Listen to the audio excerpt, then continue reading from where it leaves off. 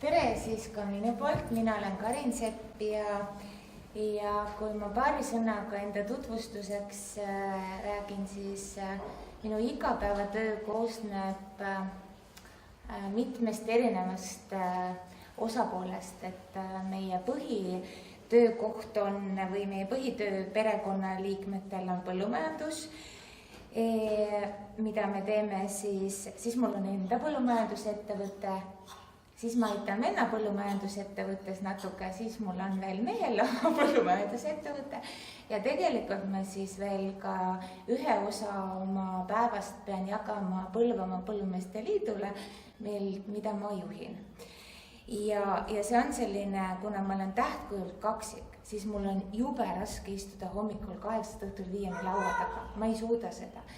Ja mulle kohutavalt meeldib, kui sigalahe elu mul praegu on. Ma saan olla ühel hetkel põlvini sopases, kuna meil on lihaveised ja kevadisel ajal on see koppel ühes osas nagu porin, on ju, siis käia sopases, teisel hetkel panna kleit selga, kolmandal hetkel rääkida nüüd mingistest põllumajanduslikust määrustest ja lõpuks õhtul tegelikult kodus ka siis nagu enda ideid ka veel genereerida. Aga ettevõtlusse ma sattusin tegelikult nagu juba siis, kui me 90. aastate alguses, kui minu isa oli üks esimesi Võrumaa talupidajaid, siis tuli meil koju 6 lehma ja sellest kõik nagu alguse sai. Ja tegelikult need peedipõllud, suvised rohimised ja need on õpetanud seda püsivust ja nägemist, et raha ei tule esimese mõttega, vaid tegelikult sa peadki nagu tööd tegema ja tegelikult elus ei ole kõige suurem väärtus üldse raha. See meeleolu ja meelerahu, mis sul siin hinges on, see on kõige suurem, aga ettevõtjatena teadki, et meeleolu ja meelerahu tekib ainult üheks hetkeks. Öösel te niikuinii ei maga, sest te mõtlete jälle uut asja, mõtlete, miks see halvasti läks või mida ma teeksin nüüd niimoodi, et see paremini läks. Aga aastal 2007 tuli siis uus nüüd see Euroopa põllumajandus see reform ja otsustati, et Euroopas on hästi vähe põllumajandusega tegelevaid noori ja tuli siis noortaluniku toetus. Ja ma lihtsalt proovisin, kuna minu isa oli sellises eas, et ütles, et tema rohkem ei jaksa, et proovi, kas saad. Ja siis mul õnnestus saada esimese vooruga 625 000 krooni põllumajandusliku alustava noore toetust. Ja selle raha eest ma ostsin sõnnikulaute, mis maksis 588 000 krooni.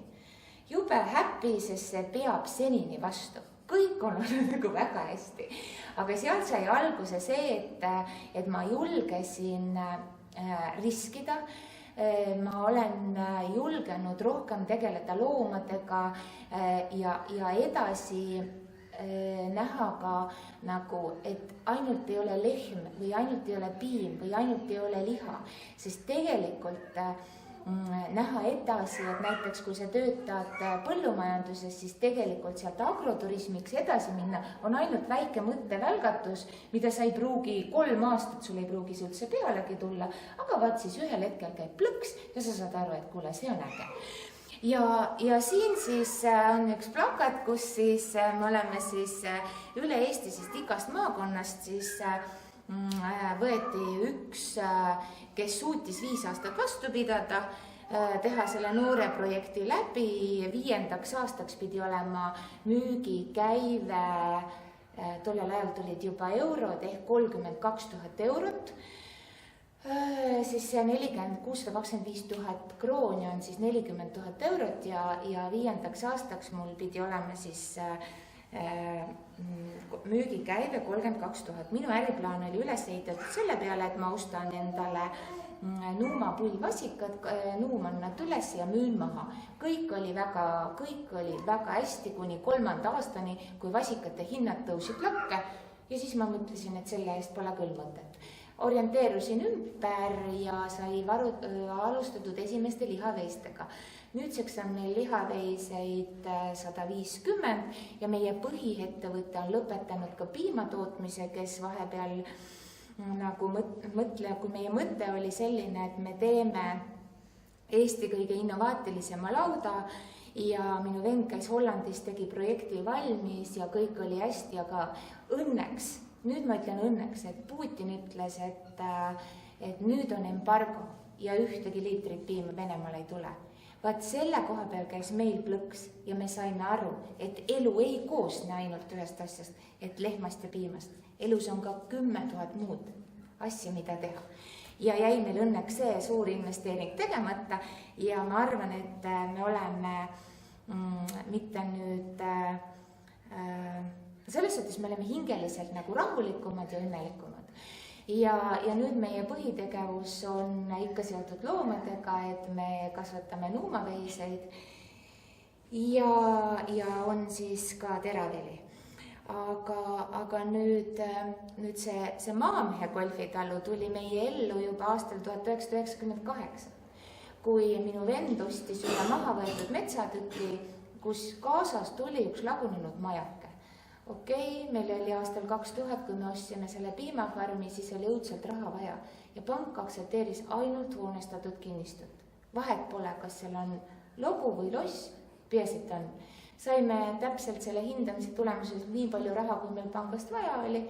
Saime ära ja äkki aastal 2006 või 2007 me pöördusime panga poole, et äkki saaks hüpoteegi alt vabastada, et me saaksime selle laguneva hoone maha müüa ja laenu väiksemaks ja minna oma piimalehmadega edasi. Pank loomulikult ütles ei, õigesti tegi ka. Aga see on jälle tagantjärgi tarkus, et alati ebaõnnestumised tähendavad järgmise hetke positiivsust. Ja siis mõned aastad hiljem ütleb minu vend mingil päeval, et tead meil see Tiri talu, et Lasva jahimeestel pole mitte ühtegi hommikust koos käimiskohta, et teeks selle talu korda, et on jahimeestel hommikul kus koos käia. Minu mees ütles, et okei, et talle ehitada ju meeldib, et okei, ta teeb korda. Ja nii läkski, et ta ühe talvega tegi selle korda, tuli kevad ka ja siis oli see terrassi ehitus, et okei, teeme terrassi ka, no teeme. Ja siis oli muusikaaasta ja mõtlesin, aga teeme oma panuse piirkonda, et muusikaastal, et terrass on olemas, maja on olemas, et lehmade kõrvalt ma tahaks õudselt proovida ühe kodukontserdi ka ära korraldada.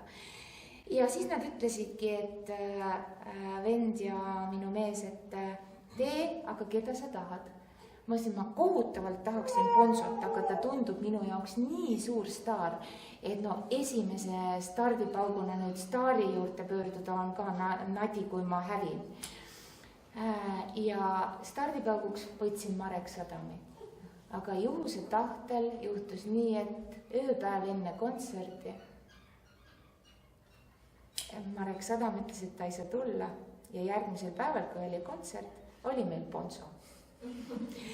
Ja selles suhtes kõik läks väga hästi ja selle talu juures on siis, et meil oli, kui ma käisin kunagi Soomes, tulin sealt tagasi õhinaga, rääkisin, et teate, ma mängisin nii ägedat mängu. Siuke farmeri golf oli, et muru polnud pügatud ja siuke tasandikul käis suur pall ja puukepp ja nii. Ja siis ma ütlesin, et teeme selle endale kuskile koju.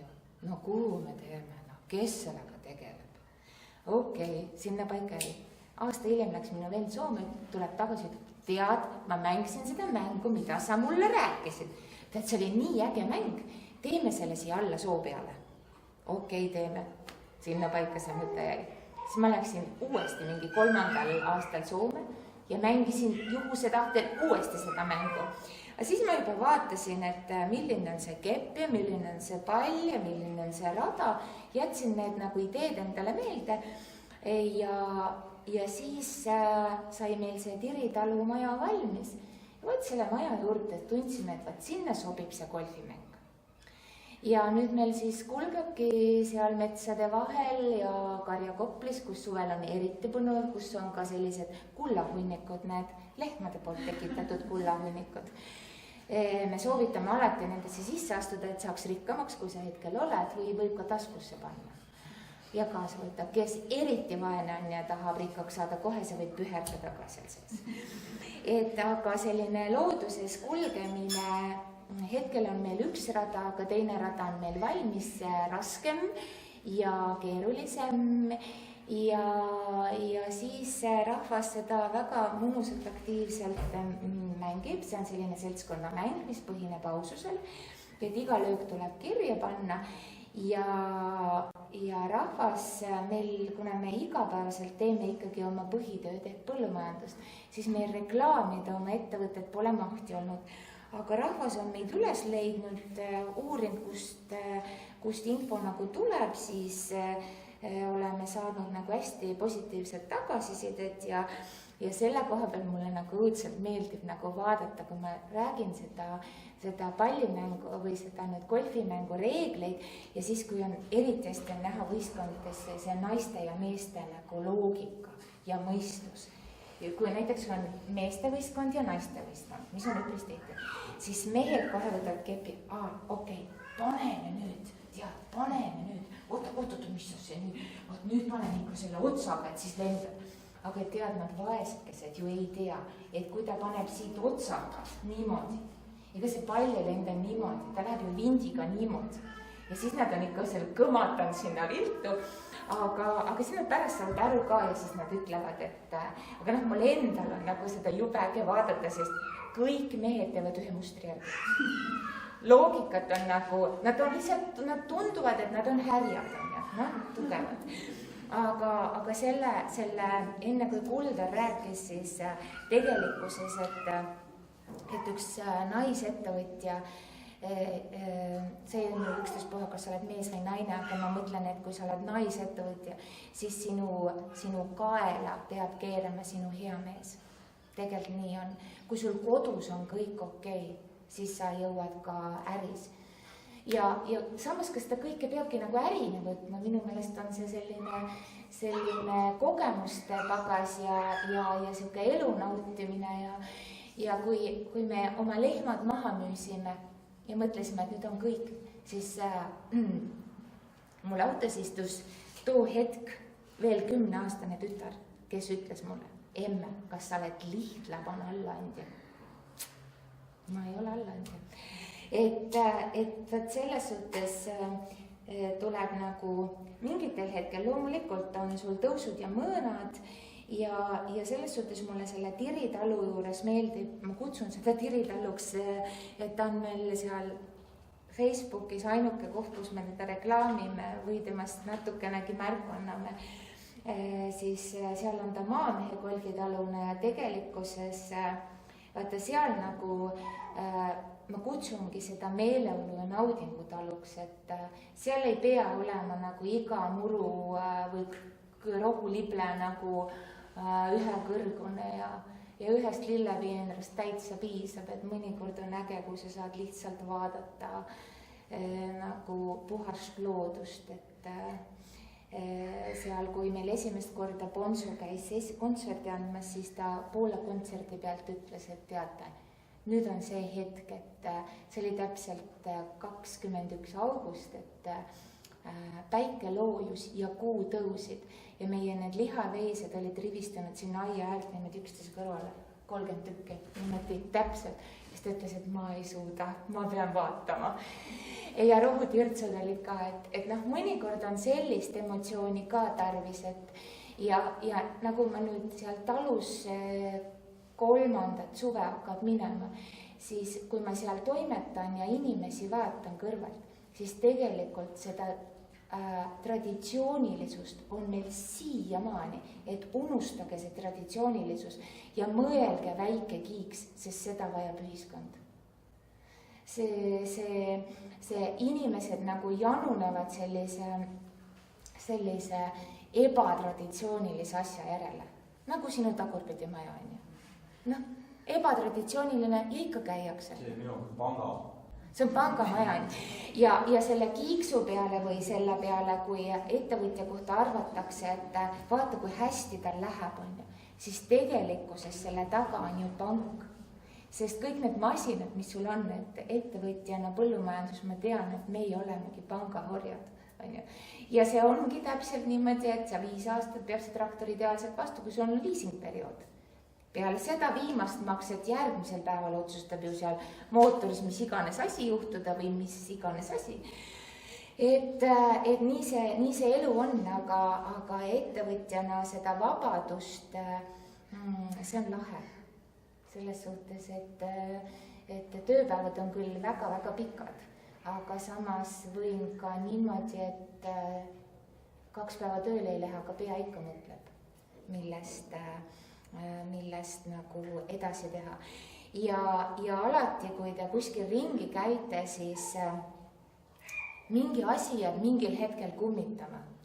Ma läksin selle aasta jaanuaris korra Soome lastega ja siis me läksime ühte täiesti tavalisse tallu ja teate, mul jäi see nii kohutavalt hinge. Ma tulin tagasi koju ja ütlesin oma mehele, et seda vanaita, mida me mõtlesime sellel suvel lammutada, me ei lammuta. Mul tuli idee. Ja täpselt samamoodi, nagu meil seal Tiri talus on pitsaahi. Ma olin kunagi näinud ühte pitsaahju, seda savi pitsaahju, mis ei ole mingit metallikonstruktsiooni sees, kõik on siuke. Nii, ja siis ma õudselt unistasin sellest ahjust ja mõtlesin, kuidas seda kõige lihtsamini saada on.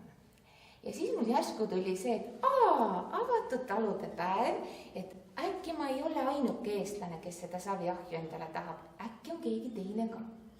Nii, leppisin saviahju eitajaga kokku, ja hinges lootes, et vähemalt 10 minu jaoks toome hetkel, et siukest positiivses mõttes hullu, kes veel endale seda saviahju tahavad koju eitada, tulevad kohale.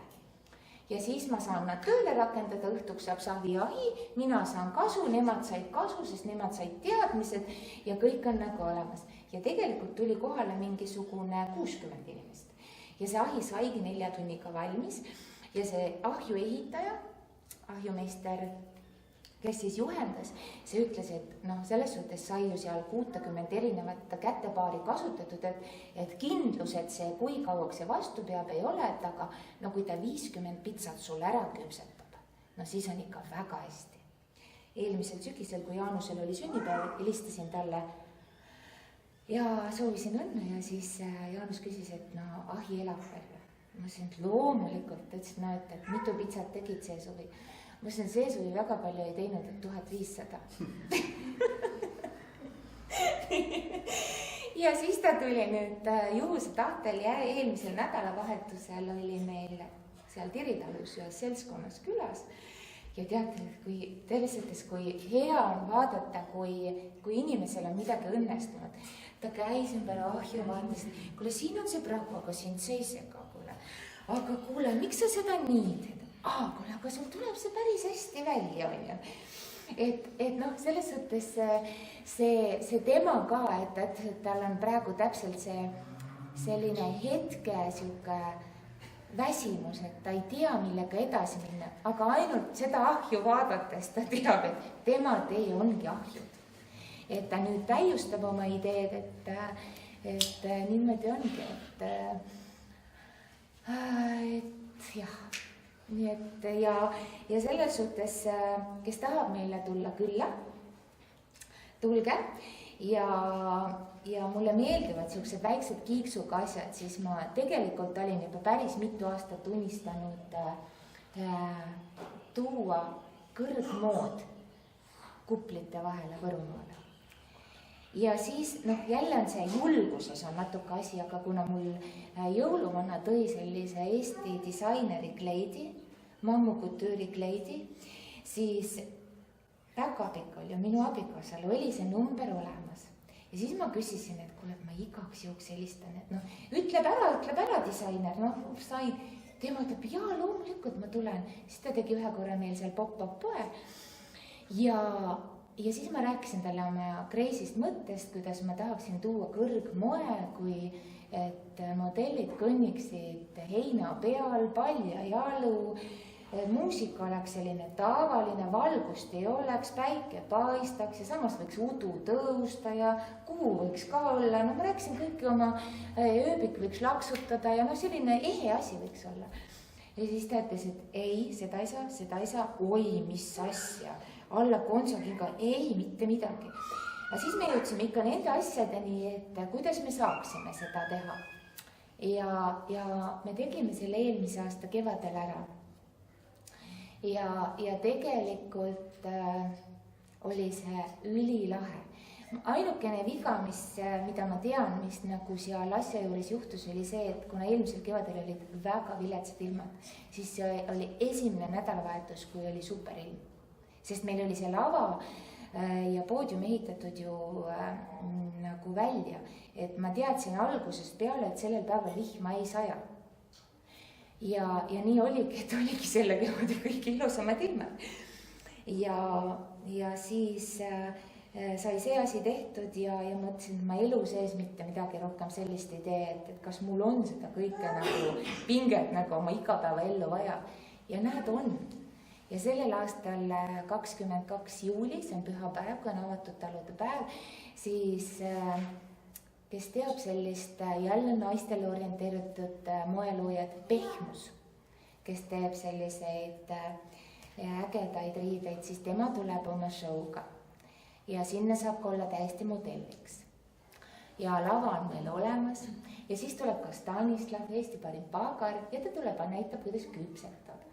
Et võt selliseid kiiksukasju nagu minu meelest peab nagu tegema, et seda saab ka oma põhitöö kõrvalt teha.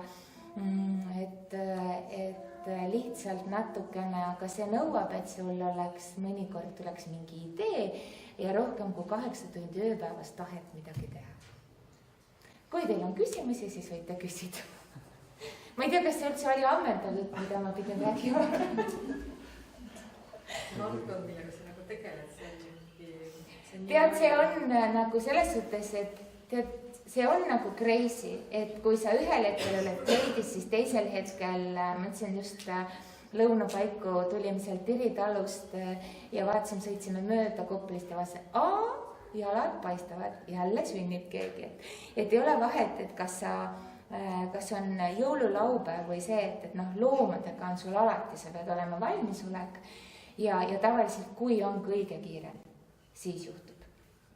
Aga tähendab, täna polnud nii kiiret, täna juhtunud, kõik sündis ise. Ja tegelikult on äge, et kui ma mõtlen ka seda Põlvamaa Põllumeeste Liitu, et mul saab nüüd sellest tööst 5 aastat olen teinud. Kui te mõtlete selliseid suuri põllumajandustegevaid mehi on ju, nad on 50+, nendel on 30 aastat kogemust, siis nad vaatavad mingi plikat ja tuleb siin plegiseb on ju. Aga nüüd on niimoodi, et mina olen kohutavalt arenenud ja ma tean nende igat seika ja tegelikult kui on mured, siis tegelikult nad helistavad ja siis me uurime need asjad ära ja see on väga äge, kuidas need mehed on aastatega muutunud. Et kuidas see aktsepteerimine on tulnud, et ühel hetkel ma mõtlen, et ma loobun sellest ja näed, ma jälle annan sõrme ja lähed jälle edasi, aga see on natukene, sest see igapäeva rutiini ma ei talu. Aga sinu puhul kehtib väga hästi ka see, mis sinna on kirjutatud, ainult pühendades on võimalik eesmärkideni jõuda. Ja, sest minu meelest kõige hullem variant nagu elus aega tuksi lüüa on Tallinnas valgusfooridega. Pole mõttetumat ajaraskamist. See on nagu selline tunne, et kas neil tõesti nagu kolige minema sealt, et oleks natuke lahedam. Et jah. Võt. Nii, aga aituma sulle. Ära veel tule, ma küsin. Esiteks ma tean, miks sul meeldib mitme asjaga korraga tegeleda, et sa oled ju kaksik, ma olen ju kaksik. Ma arvan, et sa oled hobune ka või? Ei ole. Aga ma tundsin kohe ära, et sa oled kaksik, kui sa ütlesid ühe lause, siis ma sain aru, kes sa oled. Aga küsimus on see, et need pullid ja siis toksi, et kas sa, need on 2 nii erinevad väri, kas sa kuidagi oled nad koos ka tööle pandud? Ja, me kasutame veiseliha. Ja, me kasutame selles Tiri talus veiseliha. Enda veiste, tahame saada enda veiste liha. okei. ja tead selles suhtes, et see seik veel, et hästi crazy, et too hetk, kui meil oli piimalehmadega, et arengut saada, siis peab ju keegi nad seemendama tiineks tegema. Ja tead, kui ma läksin seda seemendust õppima, ma nutsin seal, see oli nii kohutav, kui ei saa aru, torka, kõik valmis on ju. Ja tead, kui sündisid esimene vasikas ja need olid lehmikud ja kaksikud. No teist kaksikul ei saagi sündida üksikut. Ja mul tuli mingi aastas mingi 18 paari kaksikuid, siis ma helistasin selle õppejõule, et mingi aga on. Ja siis ta ütles, et ei teadnud, et tavaliselt nii palju nii väikse portsu pealt ei tule, aga meil olid nagu, et selles suhtes, et elus tuleb nagu hästi julgeda nagu teha hästi palju erinevaid asju, et nüüd me proovime teha kasvuhoonet, kellelgi meil perekonnas seda kogemust ei ole, aga me ei võtnud kõige suuremat, me võtsime ainult 500 ruutu, et ma proovin, et kuidas saame. Mul käib ka naine peale 5 aastat juba, me elame 5 aastat ühes kohas ja käib peale, et teeme kasvuhoone. Ja see on ainuke asi ka, milles ma ei ole talle järgi andnud, et me ei ole veel teinus. Aga tead, selles suhtes kasvuhoones ei peagi kasvama, nagu ma aru saan, viinamarjad, kurgid ja tomatid, et ma tahaksin riskida, mul on üks väga hea mõte, rääkisin Eesti tippaianduskonsulendile sellest mõttest ja ütles, ohoo, nüüd ta üks päev helistas, tegid teoks, ma mõtlesin, see aasta ei jõudnud, teen järgmine aasta. Et selliseid asju nagu, et ja see mõte, ma ei saa veel seda välja öelda, sest ma ei ole seda teoks teinud, kui ma välja ütlen, siis ma ei teegi seda teoks. Siis tegelikult see tuli nagu lihtsalt niimoodi plõksti ja oligi kohal on ju. Et need asjad nagu tulevadki sinu juurde nagu täpselt siis, kui tulevad. Seal, kus on, sinna tuleb. Ja, et lihtsalt mõnekord peab nagu, ja mõte peab olema nii ulmeline, et see innustab sind teostama ja tegelikult, kui sa oledki nagu selle riski ära, selle esimese sammu võtad, et sa alustad sellega, siis tegelikult jube nadi on see ikka poole pealt pooleli jätta. Pigem tee ikka lõpuni, olgugi, et läheb näiteks halvasti, aga see on õppetund järgmiseks heaks asjaks. Aitäh jumal.